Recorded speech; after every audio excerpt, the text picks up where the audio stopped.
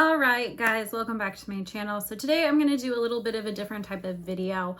I'm going to talk to you guys about my semi-solo Disney trip. I've never gone to Disney before by myself, and I know most people probably never will or don't have the opportunity or don't maybe feel comfortable going to Disney alone.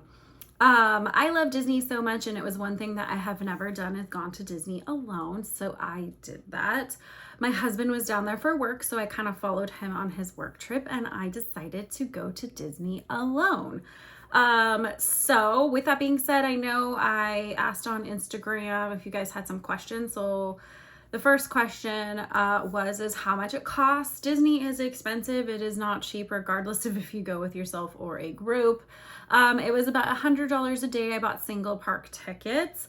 I did not buy park hopper like I normally do, and I did not buy Lightning Lane or any of the new add-ons that you can buy through Disney. I figured since I was by myself that I wasn't in a rush and I just didn't need to purchase those things. And I was good with that. I also made sure on my phone I set up my credit card so I could just do mobile order, which I would encourage you to do if you are at the park at all, regardless of if you're by yourself. So I ended up staying at a hotel that was within reasonable walking distance, but I chose to take their shuttle service. That shuttle service cost me $6 a day, which I definitely think was worth it. Drops you right off at the little bus area right before you go through security to get into the gates, whether you're going to Disneyland or California Adventure. I did both. I did Disneyland and California Adventure because I was there a total of 3 days by myself. The first day was really interesting because I think we think people are like looking at you or thinking about you or think you're weird or strange to go to Disneyland by yourself.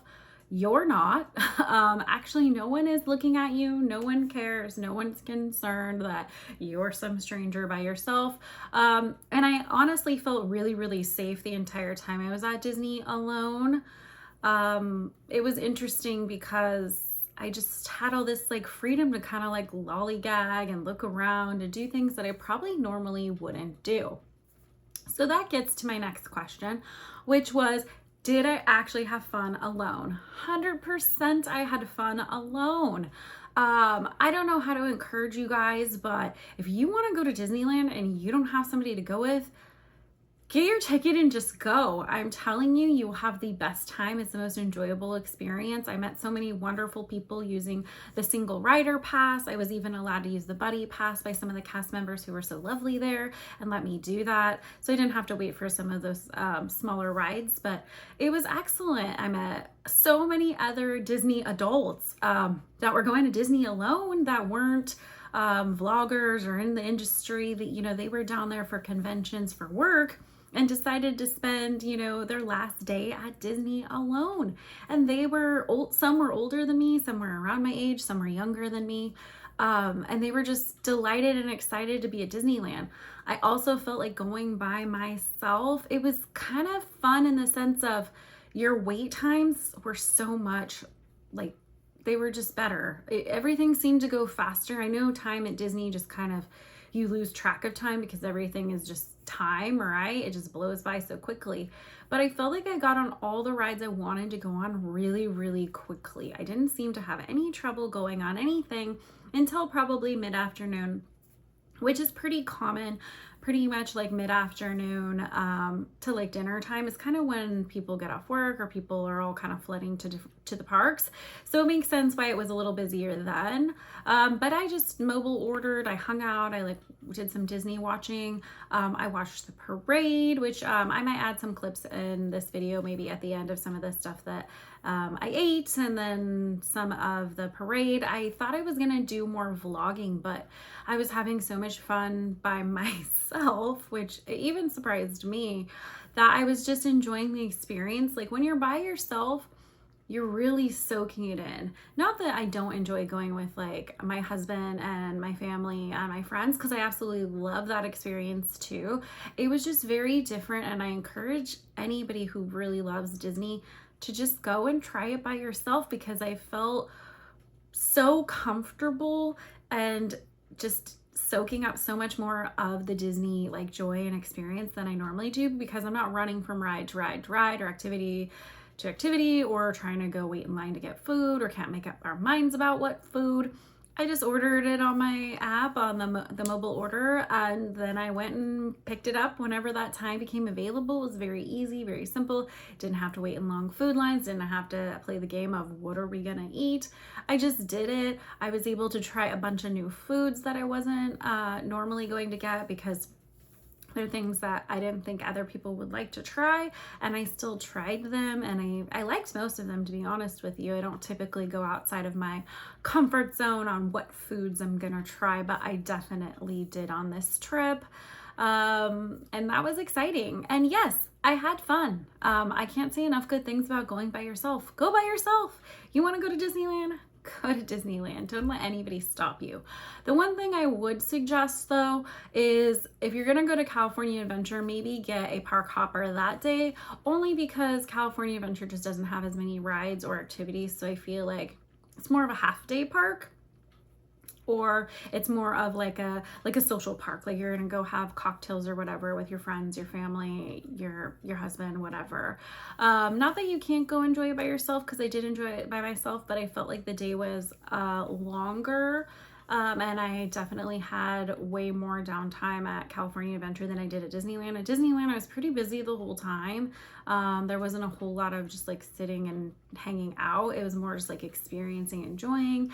Plus you can spend as long as you want, like looking at the Disney shops, or go watch the Disney ducks, or go and watch the parade. Do all the things that maybe when you're with a group, like not everybody wants to do, and they'd rather just do the rides. I feel like you get a better experience that way. And at the end of the day, it's whatever you want to do, and it's just very freeing to do whatever you want to do and be at the happiest place on earth with a bunch of other people that are just there to love and enjoy Disneyland as much as you.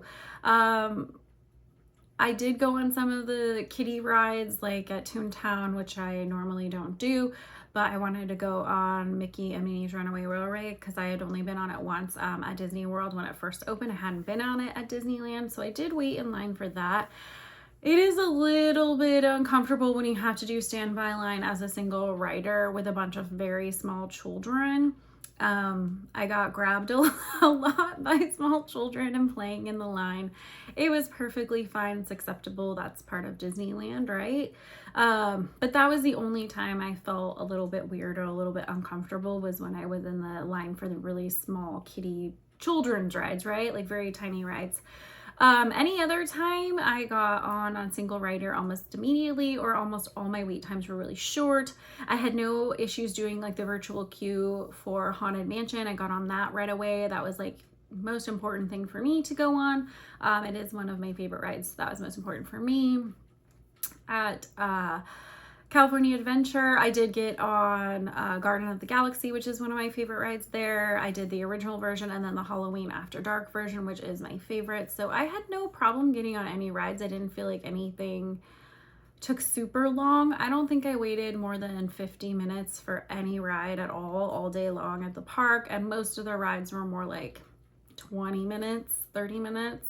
Especially taking advantage of that single rider line, or even when you're in the regular line. A lot of times when you get closer to like where the loading dock is, they're gonna call out, hey, one person, two people, and they'll just push you right up front. So it really does chop the line in half. And I think if you are a huge ride person, you'll be able to ride everything at Disneyland no problem and rather quickly. I enjoyed it. I had a great time. What else can I say about it? Halloween time is the best time of the year at Disneyland, in my personal opinion. I have been at Christmas and that's nice too, but I just prefer like the decor and the snacks at Halloween time. I was fortunate enough that the weather when I was at Disneyland was actually really beautiful. It was like sunny and 80s, so you can't ask for better weather. So it was just very comfortable all day and night. I didn't even really have to worry too much. I just packed a sweater with me and I was good to go until the late evening. All the food for holiday is always lovely. I did try some of them, and I enjoyed them also. Like anything limited edition from Jolly Holiday is always good, so I would recommend going there for your treats and your snacks if you're looking for stuff that is based around Halloween or Christmas or any of the specialty foods that they do. It's always top notch and some of my favorites. I also always eat at Lamplight Lounge, a California Adventure, one of my favorites. Lobster nachos, I can't get enough. And of course, a good cocktail, a fun wheel, you gotta have that. And then they also have like a taco place as well, where I did like the dip burrito tacos. Those are amazing, loved it. I tried a horchata as well. I also went to one of the beverage stands where you could pick up like a pre-made cocktail. That was really good too while I was there. I tried the Bavarian pretzel. I wouldn't recommend that. Maybe skip that. That wasn't very good, unfortunately. What else did I eat? Oh, I did finally eat the garlic cheesy bread pretzel that they have at the cart over by the castle. That was really good. Way better than I expected. Wasn't expecting to love that so much. It's wonderful. I always get the Garden List Ronto wrap. That's fabulous. I still think that's the best one. I think it's even better than the meat one, to be honest. I enjoy that so much. I also tried at Holly Jolly, their new sandwich with like the chowder, the boo something sandwich. I always forget what it's called. They always have these cute names. That one was fabulous. I highly recommend that. That was good.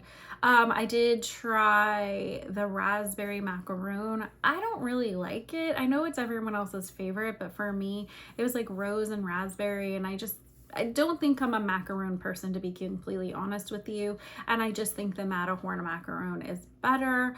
Obviously, I had to get some churros. You gotta do that. That's a must. Eating your way through Disneyland is a whole experience in itself. So if you're someone who loves a good snacky snack, Disney is your place.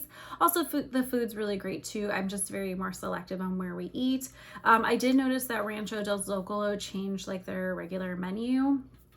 I couldn't just get like a enchilada, which it was confusing because last time I had went, those were available, but that didn't, it seems like they changed the menu from last time I went, and I didn't think I enjoyed it as much as I did before. I got kind of a bowl style item, and that was just okay. I would maybe skip it unless you're doing Fantasmic dining. I heard that's much better. I didn't get a chance to do that.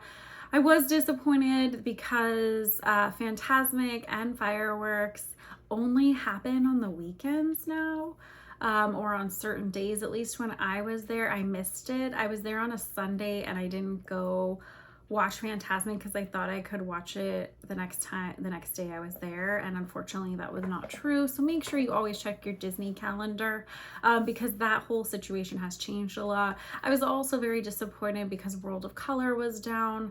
It was down last time I went, which was quite a while ago, but I expected it to be back up. So I don't know if they only also do World of Color on the weekends. Maybe I'm just missing the boat there, and weekends are the only way to get the live entertainment, because those three things are some of my favorite things to go see and do at Disneyland. So that was like a little bit disappointing for me, but that's okay, because when you spend the whole day at the park by yourself, you're pretty tired by the evening.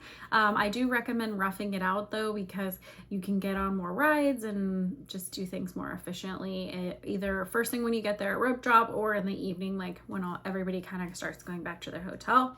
You can definitely get on rides faster that way. So that was kind of my experience. I want everyone to know, like, Disney is like the best place to go by yourself. You always have something to do, something to see. You are not bored, you're fully entertained, and no one comes up to you and makes you feel uncomfortable about being alone. And nobody at the end of the day really cares that you're there alone. So I encourage you, if Disney is in your heart and that's where you want to be, then you should be there regardless of if you have someone to go with or not. All right.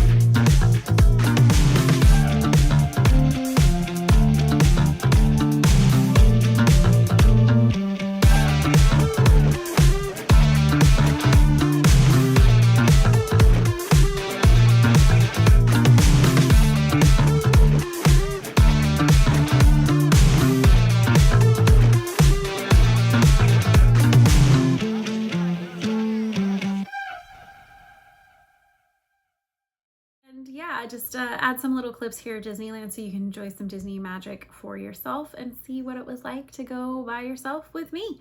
As always, guys, thank you so much for watching my videos. I really do appreciate it. Make sure you like, comment, subscribe, hit that notification bell. I post a new video every Tuesday. In the description box will always be my Instagram for daily posts.